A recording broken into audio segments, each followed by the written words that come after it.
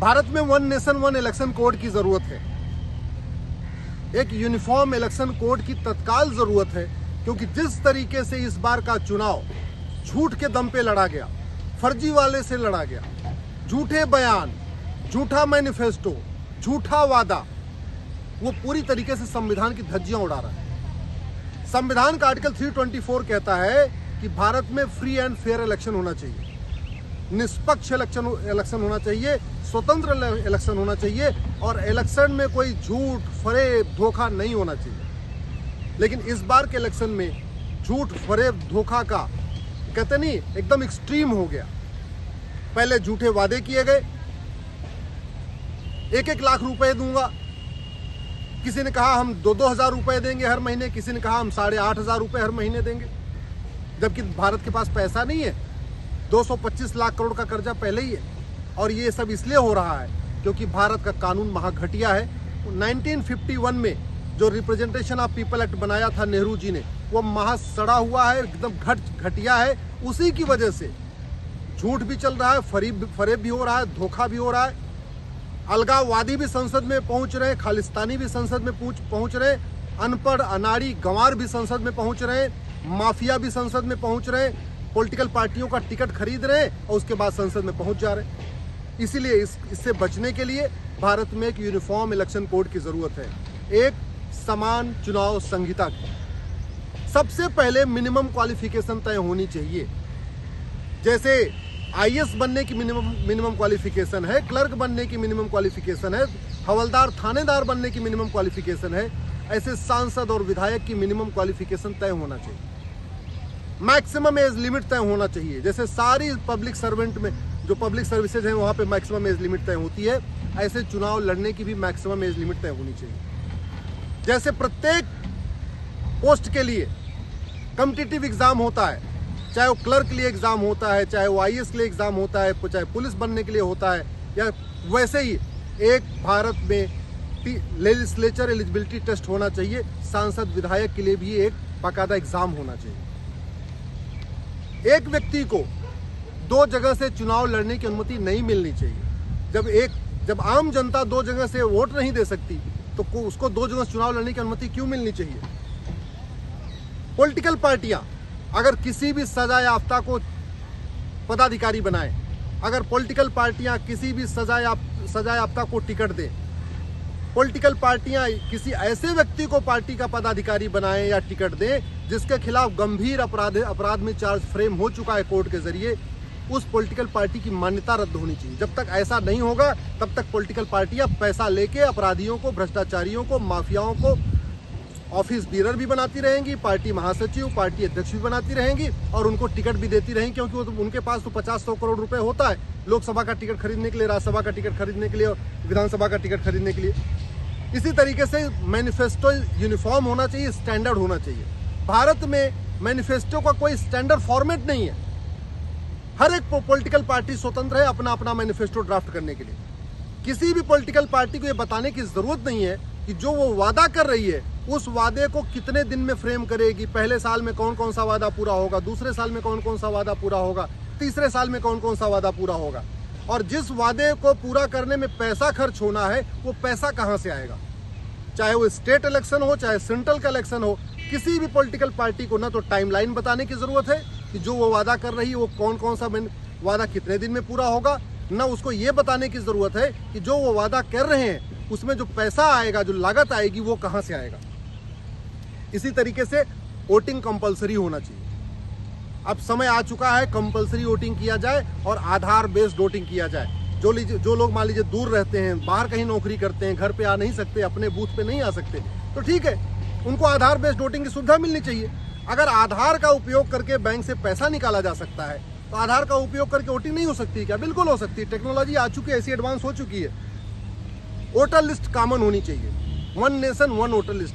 अभी क्या हो रहा है, पार्षद के चुनाव में अलग वोटर लिस्ट बनती है, प्रधान के चुनाव में अलग वोटर लिस्ट बनती है, विधानसभा के चुनाव में अलग वोटर लिस्ट बनती है, सांसद का चुनाव होता है अलग वोटर लिस्ट बनती है। तो हमारे जितने भी गवर्नमेंट एम्प्लॉई हों, चाहे वो टीचर हों, चाहे नगर निगम में काम करने वाले, इनकी हर साल ड्यूटी लगती है वोटर लिस्ट बनाने के लिए। वोटर लिस्ट कॉमन होनी चाहिए, यूनिफॉर्म होना चाहिए, one nation one voter list होना चाहिए। और पोस्ट ऑफिस को वोटर लिस्ट बनाने का नोडल सेंटर बना देना चाहिए।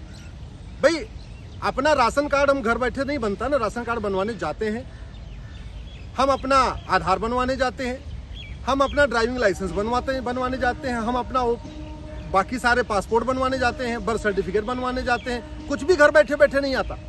फिर वोटर लिस्ट घर बैठे बैठे क्यों होनी चाहिए? वोटिंग कंपलसरी करिए, सब लोग अपने आप जाके अपने वोटर लिस्ट बनवाएंगे। पोस्ट ऑफिस को नोडल सेंटर बना दीजिए। भाई पोस्ट ऑफिस के पास ज़्यादा कोई काम बचा नहीं। आज की डेट में ईमेल सब उपयोग कर रहे हैं, कुरियर इतना उपयोग हो रहा है कि आज की डेट में अब जो चिट्ठी भेजने वाला काम था वो बंद हो चुका है। ऐसे में जो भारत में 2 लाख वोटर अपने पोस्ट ऑफिस है, उनको वोटर लिस्ट बनाने का काम दे देना चाहिए। इस पर मेरी पीआईएल चल रही है। मेरा ये मानना है ईवीएम के ऊपर पार्टी का सिंबल नहीं होना चाहिए। ईवीएम के ऊपर नाम होना चाहिए, कैंडिडेट की कलर फोटो होनी चाहिए जिससे आराम से उसको पहचाना जा सके, उसकी क्वालिफिकेशन होना चाहिए। अल्टीमेटली वोट देते समय कैंडिडेट यही देखता है कि भैया ये कितना पढ़ा लिखा है, इसका नाम क्या है, उसको पहचानने की ज़रूरत है। पहचान करने के लिए वो पार्टी सिंबल की ज़रूरत ही नहीं है।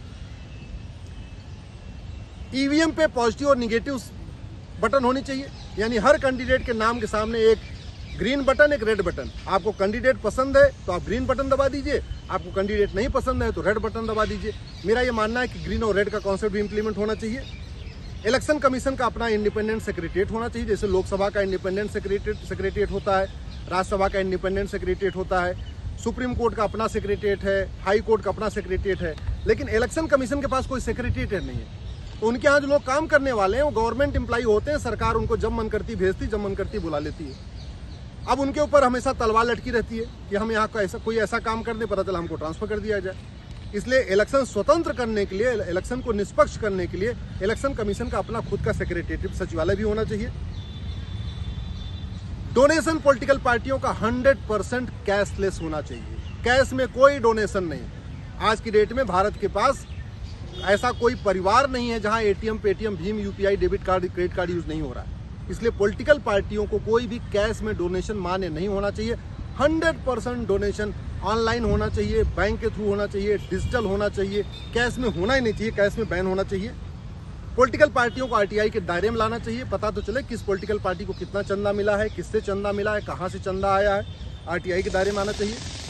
चुनाव लड़ने के लिए 2 बच्चों का कानून फिक्स करना चाहिए, 2 चाइल्ड नाम सबके लिए फिक्स कर देना चाहिए।